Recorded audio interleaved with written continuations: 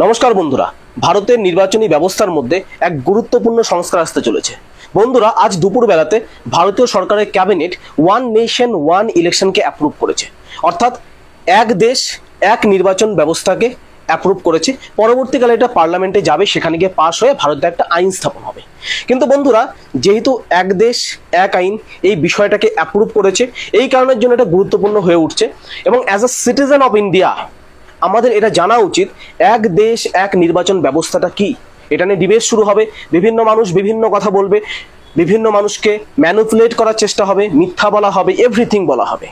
বন্ধুরা, এই ভিডিওর মধ্যে আমরা ওয়ান নেশন ওয়ান ইলেকশন সম্বন্ধে প্রত্যেকটা বিষয় এ টু জেড ডিটেলস আলোচনা করব। এটার মধ্যে আমি কোনো ধরনের নিজের বায়াসনেস রাখবো না।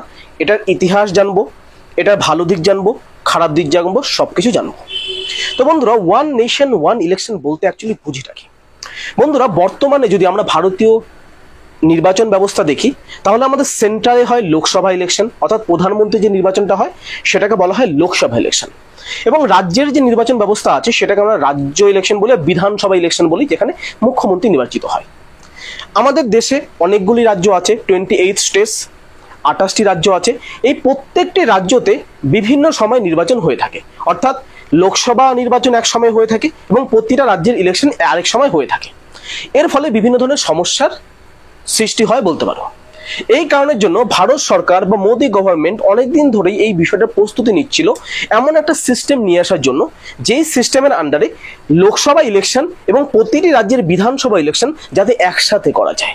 এবং এই বিষয়টার নামই হচ্ছে এক দেশ এক নির্বাচন।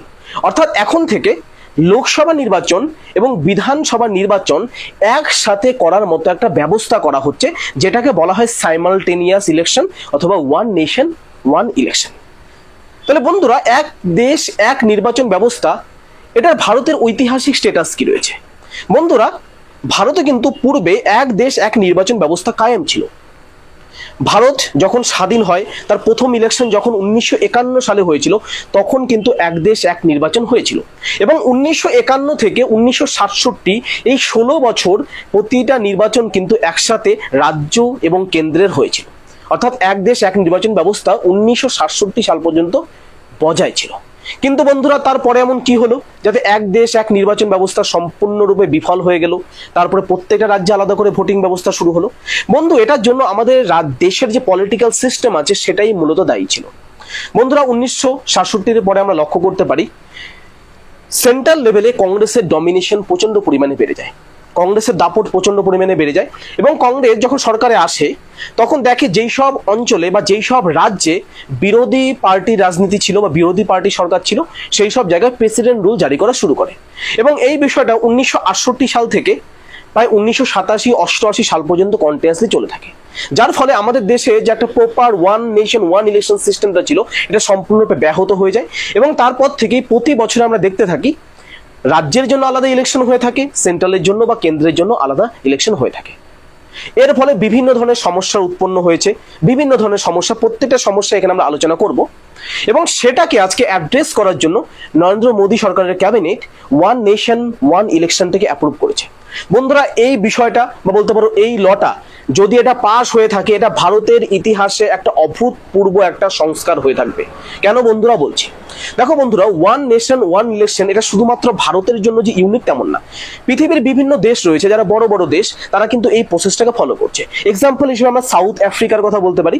সেখানেও কিন্তু সেম প্যাটার্নেই কেন্দ্রীয় সরকারের যে নির্বাচন ব্যবস্থা আছে সেটা এবং রাজ্য সরকারের নির্বাচন ব্যবস্থা কিন্তু একই সময় হয়ে থাকে। এর ফলে বন্ধুরা কি কি ধরনের লাভ হতে পারে?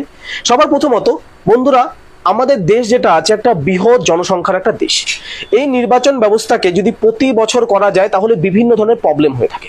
এই প্রবলেম প্রশাসনের তরফ থেকে আমরা ফেস করতে পারি, অর্থনৈতিক তরফ থেকে ফেস করতে পারি, রাজনৈতিক তরফ থেকে ফেস করতে পারি এবং সামাজিক তরফ থেকে। তো বন্ধুরা, বিভিন্ন ধরনের প্রবলেমগুলো যে আছে, সেই প্রবলেমগুলোকে মোকাবেলা করার জন্যই এই ওয়ান নেশন ওয়ান ইলেকশন অথবা এক দেশ এক নির্বাচন ব্যবস্থাকে আনা হয়েছে। বন্ধুরা, কি কি প্রবলেম? আমরা সামাজিক ক্ষেত্রে যদি দেখি, বন্ধুরা জানো আমাদের সমাজ যেটা রয়েছে, ভারতীয় সমাজ একটা ডাইভার্সিফাইড সমাজ। এখানে বিভিন্ন জাতের লোক রয়েছে, বিভিন্ন ধর্মের লোক রয়েছে। এবং আমরা যখন পলিটিক্যাল বলতে পারো ইলেকশন শুরু হয় বা নির্বাচন শুরু হয়, সেই সময় পলিটিক্যাল ক্যাম্পেইনের মধ্যে আমরা দেখতে পারি বিভিন্ন দলের নেতারা তাদের ভোট ব্যাংকটাকে মজবুত করার জন্য এই দলকে অ্যাপিস করা শুরু করে, এই জাতিকে অ্যাপিস করা শুরু করে, ওই ধর্মকে অ্যাপিস করা শুরু করে। এবং অন্যদিকে আরো কিছু পলিটিক্যাল লিডার আছে, তারা নিজেদের ভোট ব্যাংকটাকে শক্তিশালী করার জন্য অন্য ধর্ম সম্বন্ধে, অন্য জাত সম্বন্ধে গালাগালি শুরু করে। যার ফলে কি হয় বন্ধুরা, আমাদের দেশের মধ্যে একটা কমিউনাল টেনশনের জন্ম নেয়, সাম্প্রদায়িক একটা অস্থিরতা জন্ম নেওয়ার মতো পরিবেশ তৈরি হয়। তো ওয়ান নেশন ওয়ান ইলেকশন হলে পরে বছরে বারবার প্রতি বছর কমিউনাল টেনশনের যে ব্যাপারটা আছে সেটা কিন্তু থাকবে না। 5 বছরে একবার করে ইলেকশন হবে, যেটুকু ছোটখাটো কমিউনাল টেনশন হওয়ার কথা সেটুকু একটা ভোটের মধ্যে সম্পূর্ণ রফাদফা হয়ে যাবে। তো বলতে পারো আমাদের কমিউনাল টেনশন যেটা আছে বা হিন্দু মুসলিমদের মধ্যে যে দ্বন্দ্বের ব্যাপারটা আছে, it's a product of vote bank politics. এই ভোট ব্যাংক পলিটিক্স যে হয়, এটা কিন্তু অনেকাংশে হিন্দু মুসলিমের মধ্যে সাম্প্রদায়িক ঐক্যতা সেটাও নষ্ট করার জন্য দায়ী। ওয়ান নেশন ওয়ান ইলেকশন এই বিষয়টা কিন্তু ভালো মতো হ্যান্ডেল করার মতো একটা ক্ষমতা রাখে। বন্ধুরা, দ্বিতীয় বিষয় হচ্ছে প্রশাসন। বন্ধুরা, অনেক বৃহৎ দেশ এবং বৃহৎ দেশে বারবার যদি ইলেকশন হয়ে থাকে, বছরে 2বার করে যদি ইলেকশন হয়ে থাকে, বছরে 1বার করে যদি ইলেকশন হয়ে থাকে, তাহলে কি করে যেই পলিটিক্যাল পার্টিগুলো ক্ষমতায় রয়েছে বা সরকার গঠনে রয়েছে বা সরকারের মধ্যে রয়েছে, তারা প্রশাসনের দিকে ফোকাস না করে তারা কি শুরু করে, তারা তাদের ক্যাম্পেইনিং বা রাজনৈতিক ক্যাম্পেইনিং এর দিকে ফোকাস বেশি শুরু করে। যার ফলে আমরা দেখি পলিসি মেকিং এর ক্ষেত্রে বিভিন্ন ধরনের পরিবর্তন আসে এবং প্রশাসন যে আছে, প্রশাসন বা আইন শৃঙ্খলা ব্যবস্থার মধ্যে বিরাট লেভেলের সমস্যা তৈরি হয়। এটা কিন্তু বন্ধুরা আমরা লক্ষ্য করতে পারি। তুমি দেখবে যখনই ইলেকশন শুরু হচ্ছে, বিভিন্ন নেতা নেত্রী যারা রয়েছে, বিভিন্ন মন্ত্রী যারা রয়েছে, তারা নিজেদের কাজ বাদ দিয়ে বিভিন্ন পাড়ায় পাড়ায়, বিভিন্ন গ্রামে গ্রামে, বিভিন্ন শহরে শহরে ঘুরে বেড়াবে পলিটিক্যাল স্লোগানিং এর মাধ্যমে। ফলে কি হয়, প্রশাসনিক ব্যবস্থা যে আছে সেটার মধ্যে সমস্যা তৈরি হয়। বন্ধুরা, সবচেয়ে গুরুত্বপূর্ণ ব্যাপার যেটা বন্ধুরা, ইকোনমিক পার্ট যেটা আছে সেটা খুবই গুরুত্বপূর্ণ হয়ে ওঠে। বন্ধুরা, তুমি যদি দেখো 1951 সালে যখন আমাদের দেশের ভোট হয়েছিল, 1951 সালে লোকসভা ইলেকশনে টোটাল ইলেকশনের খরচ ছিল 11 কোটি টাকা মাত্র। এবং তুমি যদি রিসেন্ট 2006 সালে 2019 সালে ইলেকশন দেখো, এই ইলেকশনে কয়েক হাজার কোটি টাকা ব্যবহার হয়েছে সেই ইলেকশনটাকে ক্যাম্পেইন করার জন্য। কেন্দ্রীয় সরকারের ইলেকশন বা লোকসভা ইলেকশনে কয়েক হাজার কোটি টাকা খরচা হয়। তারপরে প্রতিটা স্টেটে ডিফারেন্স লেভেলে আলাদা আলাদা করে তুমি দেখবে পয়সা খরচা হচ্ছে, হাজার হাজার কোটি টাকা খরচা হচ্ছে। যার ফলে কি হয়, সরকারি যে কোষাগার আছে সেই কোষাগারের মধ্যে একটা প্রভাব দেখা যায়। বন্ধুরা, এই জায়গায় তোমাদের এই বিষয়টা উল্লেখ করতেই হবে, এই বিভিন্ন পার্টি যে পয়সা খরচ করছে ভোটের জন্য, এই পয়সাগুলো আসেটা কোত্থেকে? এই পয়সাগুলো আসে বর্তমানে ইলেকট্রাল ফান্ডিং এর মাধ্যমে। বিভিন্ন কোম্পানি রয়েছে, বিভিন্ন বিজনেসম্যান রয়েছে, তারা বিভিন্ন পার্টিকে ফান্ডিং করে থাকে। তুমি রিসেন্টলি দেখবে যে ইলেকট্রাল বন্ড আছে, সেটা নিয়ে একটা প্রশ্ন উঠেছিল যে বিভিন্ন পার্টিতে কত টাকা দেওয়া হয়েছে। আমরা দেখি যে বিভিন্ন পার্টি 3000 কোটি 6000 কোটি টাকা করে পেয়েছে। এই টাকাটা আসছে কোথায়? এই টাকাটা সেই কোম্পানিগুলো দিচ্ছে, সেই বিজনেসম্যানগুলো দিচ্ছে। কিন্তু বিজনেসম্যানকে সেই টাকাটা পকেট থেকে দিচ্ছে না বন্ধুরা, সেই টাকাটা আমাদের পকেট থেকে যাচ্ছে।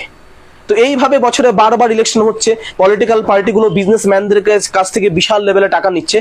যার ফলে কি হচ্ছে, আলটিমেটলি সেই বিজনেসম্যানগুলো আমাদের যে প্রত্যাহিক যে দ্রব্যগুলো রয়েছে, দ্রব্য সামগ্রী রয়েছে, সেগুলোর দাম বাড়িয়ে আমাদের কাছ থেকে পয়সা তুলছে। ওয়েস্ট বেঙ্গল এক্সাম্পল হিসেবে তোমরা নিতেই পারো। ওয়েস্ট বেঙ্গলে আমরা দেখছি বর্তমানে WBCS যে ইলেকট্রিকের যে ব্যাপারটা আছে, যারা হচ্ছে আমাদের রাজ্যে ইলেকট্রিক সার্ভিস দিচ্ছে, তারা কি করে, তারা হচ্ছে আমাদের যে বর্তমান সরকার যে রয়েছে বা যেই সরকার ক্ষমতায় রয়েছে, সেই সরকারকে বিশাল পরিমাণে ইলেকট্রাল বন্ড দিয়েছে। এর পরিবর্তে কি করেছে, সেই কোম্পানি যে রয়েছে ইলেকট্রিক কোম্পানি, তারা আমাদের দেশের বা আমাদের রাজ্যের বিদ্যুতের পার ইউনিট কস্ট যেটা আছে বিশাল পরিমাণে বেড়ে গিয়েছে। একইভাবে আমরা দেখি যদি সেন্ট্রাল লেভেলে বিজেপিকে দেখি, বিজেপিকে অনেক ফার্মাসিস্ট কোম্পানি যেগুলো আছে, ওষুধের কোম্পানি যেগুলো আছে, তারা বিশাল পরিমাণে দেখা যাচ্ছে তাদের ইলেকট্রাল ফান্ডিং করেছে। এর ফলস্বরূপ কি হচ্ছে, বন্ধুরা, তার ফলে কি হচ্ছে, ওষুধের দাম যেটা আছে বিশাল লেভেলে বেড়ে যাচ্ছে। আলটিমেটলি সমস্যায় কারা পড়ছে? সমস্যা আমরা পড়ছি। তো ওয়ান নেশন ওয়ান ইলেকশন আসলে ইলেকট্রাল ফান্ডিং এর যে ব্যাপারটা আছে, সেই ফান্ডিংটা কিন্তু বন্ধুরা অনেকাংশেই কমে যাবে। অন্যদিকে বন্ধুরা, সিকিউরিটির ব্যাপার দিকেও একটা মেটার থাকে।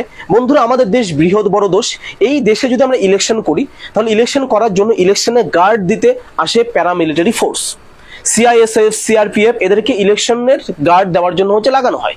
এবং এরা হচ্ছে ইলেকশনে গার্ড দিতে, আসাম রাইফেলস বলো, প্রত্যেকটা সেনাবাহিনীকে ইলেকশনে গার্ড দিতে যখন এই সেনাবাহিনীগুলো সারা বছর বিভিন্ন জায়গায় ঘুরে বেড়াচ্ছে, ফলে কি হচ্ছে, ফলে শুধুমাত্র পয়সা ধ্বংস হচ্ছে না, একইভাবে আমাদের দেশের সুরক্ষা যেটা আছে সেটা কম্প্রোমাইজ হচ্ছে। এই সময়টাতে বছরে 5 বছরে বিভিন্ন সময় বিভিন্ন জায়গায় এই সেনাবাহিনীরা যদি না ঘুরে বেড়িয়ে যেই জায়গাটায় সিকিউরিটি কনসার্ন রয়েছে, নকশালবাদের এরিয়া রয়েছে, উত্তর পূর্ব ভারতের এরিয়া রয়েছে, সেই জায়গায় যদি তারা ফোকাস করতো তাহলে তারা সন্ত্রাসবাদ নিয়ন্ত্রণ বা বিদ্রোহ নিয়ন্ত্রণে একটা সদার্থক ভূমিকা পালন করতে পারতো। কিন্তু সেই জায়গাটা কিন্তু হচ্ছে না। তো বন্ধুরা, সিকিউরিটির দিক থেকেও এই ধরনের কিন্তু একটা সুবিধা পেয়ে থাকবো যদি ওয়ান নেশন ওয়ান ইলেকশনটা হয়ে থাকে। অন্যদিকে বন্ধুরা, পলিসির দিক থেকে আমরা দেখতে পারি বন্ধুরা, যখন ইলেকশন শুরু হয় সেই সময় দেখতে পারি বিভিন্ন পলিটিক্যাল পার্টি যারা আছে তারা বিভিন্ন ধরনের, তুমি দেখতে পারবে যে হচ্ছে ভাতাখড়ি প্রকল্প যেগুলো আছে, এক কথায় বলে যেগুলো, ঠিক আছে, সেই ধরনের প্রকল্পগুলো নিয়ে আসে, পপুলিস্ট প্রকল্প যেগুলোকে বলা হয়, দান খয়রাতি নিয়ে আসে। এবং সেই দান খয়রাতির পয়সাগুলো যায় কোথায়? সরকারের যে কোষাগার আছে সেই কোষাগার থেকে যায়। এই কোষাগার থেকে দান খয়রাতি করা শুরু করে। এই দান খয়রাতির টাকাটা যে কোষাগারে আসে, এই টাকাটা কারা দেয়? বন্ধুরা, আমরা দিই। আমরা ট্যাক্স পে করি। আমরা ট্যাক্স পেটা কিসের জন্য করি বন্ধুরা? আমরা ইনফ্রাস্ট্রাকচারের জন্য করি, দেশের উন্নয়নের জন্য করি। কিন্তু পলিটিক্যাল পার্টিরা কি করে, সরকার কি করে, নিজের ভালোর জন্য, ভোটে জিতার জন্য সেগুলো দান খয়রাতির মতো, নিজের সম্পদের মতো উড়িয়ে দেয়।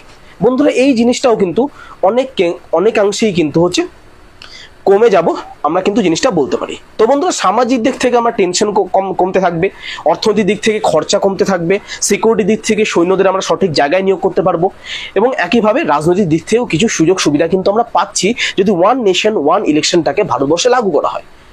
বন্ধুরা, অবশ্যই আমরা দেখলাম যে অনেক ভালো ভালো দিক রয়েছে যেগুলো ওয়ান নেশন ওয়ান ইলেকশনের সাথে সংযুক্ত। শুধু কি তাই? এটা হলে কি কোনো খারাপ দিক নেই? ডেফিনেটলি বন্ধুরা, এটার সাথেও বহু খারাপ দিক রয়েছে। খারাপ দিকের মধ্যে বন্ধুরা কি কি রয়েছে? সবার প্রথম কোশ্চেন যেটা আসে সেটা হচ্ছে, আমাদের দেশ একটা ফেডারেল কান্ট্রি। ফেডারেল কান্ট্রি বলতে আমাদের দেশের কেন্দ্রীয় সরকার যে আছে তারাও অনেকটা শক্তিশালী, এবং রাজ্য সরকার যেটা আছে তারাও নিজেরা শক্তিশালী। তো কেন্দ্রীয় সরকার, রাজ্য সরকার উভয়ই শক্তিশালী। আমাদের দেশের সংবিধানে বলা হয়েছে একটা সরকার যখন নির্বাচিত হয় সে 5 বছরের জন্য নির্বাচিত হয়, যদি না তাকে আগে ডিসলভ করে দেওয়া হয়। এখন ওয়ান নেশন ওয়ান ইলেকশন লাগু করতে হলে কেন্দ্র এবং প্রতিটা রাজ্যের একসাথে ইলেকশন করতে হবে। এখন প্রতিটা রাজ্যের যে 5 বছর কমপ্লিট হয়ে যাবে সেটা কিন্তু সম্ভব না। বন্ধুরা, যদি 2026 সালে বা 2025 সালে যদি ইলেকশন যদি হচ্ছে লাগু করা হয়, ওয়ান নেশন ওয়ান ইলেকশন যদি লাগু করা হয়, তাহলে তুমি দেখবে ওয়েস্ট বেঙ্গল যে আছে, ওয়েস্ট বেঙ্গলের মাত্র 4 বছর পূর্ণ হবে সরকারের, উড়িষ্যা সরকারের মাত্র 2 বছর কি 3 বছর পূর্ণ হবে, একইভাবে রাজস্থান আছে, ছত্তিশগড় আছে, তাদেরও ফুল টার্মস কিন্তু পূর্ণ হবে না, 2-3 বছর করে পূর্ণ হবে। তো একটা নির্বাচিত সরকার যেটা 5 বছরের জন্য নির্বাচিত হয়েছে, সেটাকে যদি তার আগে তার কোনো দোষ ছাড়া সেই সরকারটাকে যদি ভেঙে দেওয়া হয়, বন্ধুরা, এটা আমাদের যে যুক্তরাষ্ট্রীয় পরিকাঠামো বা ফেডারেল সিস্টেম আছে সেটার বিরুদ্ধে কিন্তু বন্ধুরা চলে যাচ্ছে। বন্ধুরা, দাবি করা হয় যে ওয়ান নেশন ওয়ান ইলেকশন আসলে টাকার খেলা হবে না, বাট এটা গ্যারান্টি কেউ দিতে পারবে যে টাকার খেলা হবে না? এই ইলেকশনেও বিশাল পরিমাণে টাকার খেলা কিন্তু হয়ে থাকবে, বা যদিও বন্ধুরা কিছুটা তুলনামূলক কিছুটা কম হয়ে থাকবে। বন্ধুরা, একই সাথে শুধুমাত্র এটা নয়, এর সাথেও অনেক পয়েন্ট রয়েছে যেগুলো ওয়ান নেশন ওয়ান ইলেকশনের যে বলতে পারো যে সম্পূর্ণ কনসেপ্ট আছে সেটার মধ্যে প্রশ্ন নিয়ে আসে। তার মধ্যে একটা আমরা বন্ধুরা কি বলতে পারি, ওয়ান নেশন ওয়ান ইলেকশনের ফলে আমরা যেটা দেখতে পাচ্ছি সেটা হলো বন্ধুরা, 1 মিনিট, আমরা সোশ্যাল ক্ষেত্রে আলোচনা করলাম হচ্ছে হিন্দু মুসলিম যেটা আছে ঐক্যের ব্যাপারটা এখানে চলে আসে। বন্ধুরা, যখন একসাথে লোকসভা এবং রাজ্যসভা নির্বাচন হয়ে থাকবে, লোকসভার যে বিষয়বস্তু আলাদা থাকবে এবং স্টেট ইলেকশনের বিষয়বস্তু আলাদা থাকে। লোকসভার বিষয়বস্তু কি থাকে? ভারতের সুরক্ষা নিয়ে বিষয়বস্তু থাকে, ভারতের ইনকাম নিয়ে বিষয়বস্তু থাকে, ভারত কি করছে সম্পূর্ণ বিষয়বস্তু বা ইলেকটোরাল ম্যানিফেস্টোর বিষয়বস্তু সম্পূর্ণ আলাদা থাকে। কিন্তু বিধানসভায় যে ইলেকশনটা হয়ে থাকে সেই বিধানসভা ইলেকশনের বিষয়বস্তু, ইলেকটোরাল ক্যাম্পেইন সম্পূর্ণ কিন্তু পৃথক হয়ে থাকে। এবং বন্ধুরা, অনেকেই বলছে যদি একসাথে দুটো ইলেকশন হয় তাহলে কেন্দ্রীয় সরকার যে আছে, কেন্দ্রীয় সরকারের ইস্যুগুলো রাজ্যের ইস্যুগুলো যে আছে সেগুলোর উপরে ডমিনেট করবে।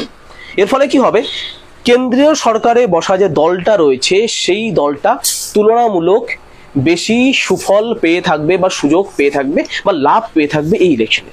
তো এই কারণের জন্য বিজেপিকে অনেকে হচ্ছে ক্লেম করে বা বিজেপিকে অ্যালিগেশন করা হয়, তার বিরুদ্ধে বলা হয় যে বিজেপি এটা করছে পলিটিক্যাল একটা মাইন্ডসেট নিয়ে। যদি ওয়ান নেশন ওয়ান ইলেকশন হয়ে থাকে, যেহেতু বিজেপি এখন সেন্ট্রালের মধ্যে রয়েছে, বিজেপি যেহেতু কেন্দ্রের মধ্যে রয়েছে, তো এটা সবচেয়ে বড় বেনিফিট যেটা আছে সেই বেনিফিটটা বিজেপি পেয়ে থাকবে। এবং আরেকটা সবচেয়ে বড় সমস্যা বন্ধুরা ওয়ান নেশন ওয়ান ইলেকশনের ক্ষেত্রে, সেটা হচ্ছে এটাকে ইমপ্লিমেন্ট করাটা সবচেয়ে বড় চাপ। সবার প্রথমত পার্লামেন্টে এটা পাস করবে কিনা সেটা সবচেয়ে বড় কোশ্চেন। তোমরা বন্ধুরা সবাই জানো বিজেপি হচ্ছে পার্লামেন্টে এখন পাওয়ারের মধ্যে নেই। অবশ্যই বলতে পারো হচ্ছে বিজেপি সরকার রয়েছে, কিন্তু বিজেপি সরকারটা এটা একটা বলতে পারো কোয়ালিশন গভর্নমেন্ট, এটা কোয়ালিশন গভর্নমেন্ট, যেটা হচ্ছে নীতিশ কুমার, চন্দ্রবাবু নাইডু, এদের সাপোর্টের মধ্যে যে গভর্নমেন্টটা তৈরি হয়েছে, অর্থাৎ বিজেপি এনডিএ এবং তার শরিক দল যেগুলো আছে তাদের সাপোর্টে গভর্নমেন্ট তৈরি হয়েছে।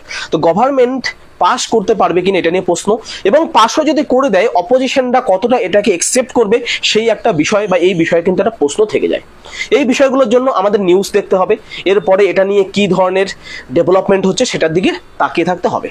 আশা করি বন্ধুরা তোমাদের ওয়ান নেশন ওয়ান ইলেকশন সম্বন্ধে কিছুটা হলেও ডাউট আই থিঙ্ক ক্লিয়ার হয়েছে। যদি কোনো প্রশ্ন থাকে তোমরা কমেন্টে করতে পারো, ডেফিনেটলি আমি চেষ্টা করবো তোমাদের সেই প্রশ্নটাকে সলভ করে দেওয়ার। আজকের ভিডিও এই পর্যন্তই, ধন্যবাদ।